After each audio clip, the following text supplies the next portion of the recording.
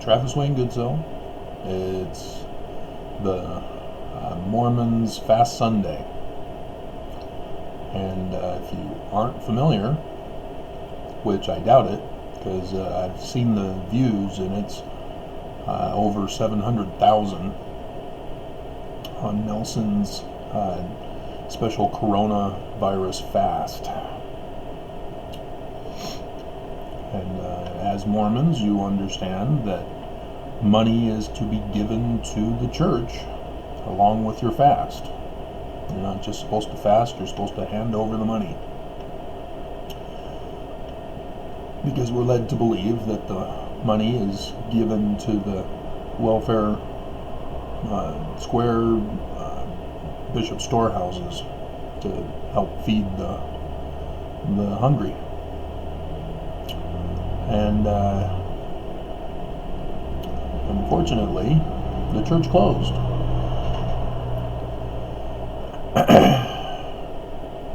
And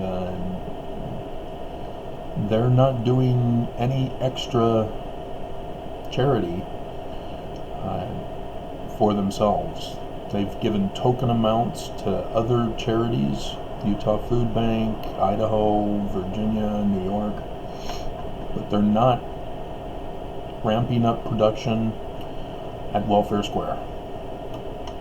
And as a result, Mormons are being asked to give money to the church today. You can do it online, but Mormons are the ones who are losing their jobs. Mormons are the ones who need the food assistance.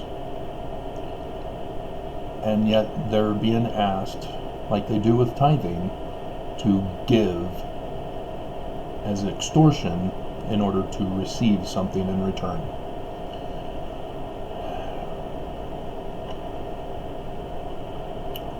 The whole concept of that Jesus talks about in the Gospels, that you need to give without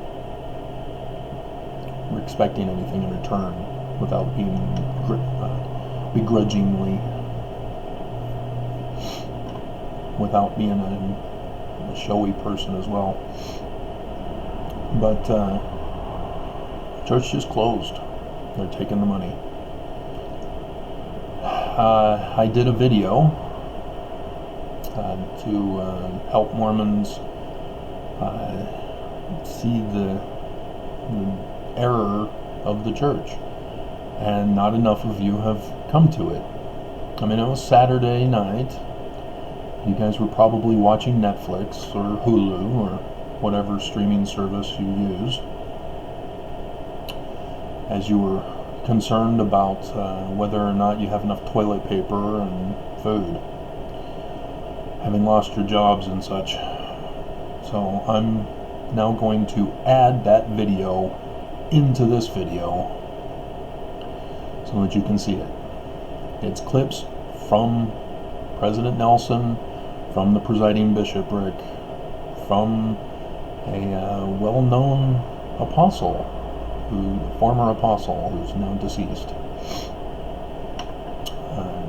Elder Wordland, who discusses the law of the fast.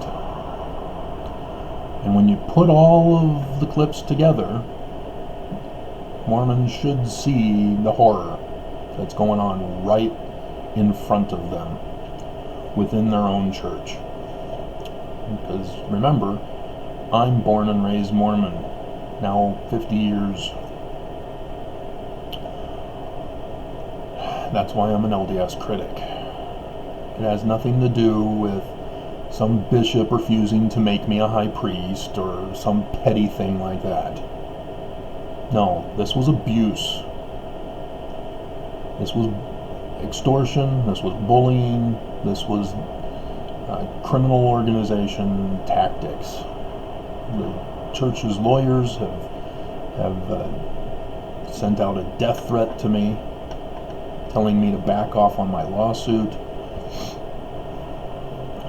And It's bad. So, without any further ado, here's the video.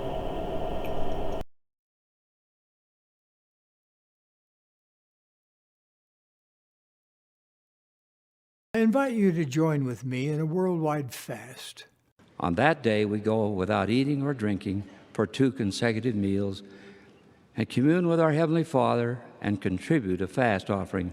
The offering should be at least equal to the value of the food that would have been eaten. Typically, the first Sunday of each month is designated as Fast Sunday. On that day, members who are physically able are encouraged to fast, pray, bear witness to the truthfulness of the gospel, and pay a generous fast offering. It's about building a reserve of the church, and ultimately, all of those funds will be used for church purposes. So this is about preparing for the future. This is not expenditures. These are investments. There is a difference between investment and expenditures. Investment is not putting the money, not burying the money in the ground like in the parable of the talents, but making sure that it's not idle, that the church will enjoy and increase value of these reserves so they can be used for the sake of the purpose of the church. The real wealth of the church is not in its possessions, it's in the church members. Their faithfulness at paying tithes and offerings. Reserves for a rainy day. And that's exactly what the church does. The church has a budget, again, from the faithful tithes and offerings of the members of the church, and every year is budgeted a portion to set aside for that rainy day that grows to be used, so that if hard times economically do come again, and they will, over time we know there are cycles, that we will have the resources necessary to continue doing this divine work. We won't have to stop missionary work. We won't have to stop temple work. We won't have to stop doing the things that we have been commissioned to do because of a lack of resources. That's why we care for them so carefully.